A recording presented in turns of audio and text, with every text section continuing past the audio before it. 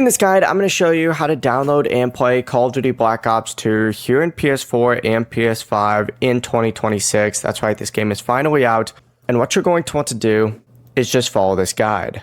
This is Aiden from JustBoz, and before we get into this guide, make sure to like the video and subscribe to the channel with all notifications on. It really does help with the channel, and it lets us know that you want more content like this, so we greatly appreciate it. And if at any point throughout this guide you did have any questions, just ask them down in the comment section below, and we can help you out further. I'm going to be doing my best to reply to every single comment down there. You can simply go ahead and open it up from here, or if you don't see it, you could just search for it up at the very top. But open it up, it's going to take you to the game page right here, and right now it is on sale for PlayStation Plus users right here. However, this only goes on for like the next month, or it's going to be $40 just like so. Go ahead and purchase it, and then it'll start downloading, and then you could find it on your home screen or in your app library over here. The process really is that simple. Open it up and you could start playing.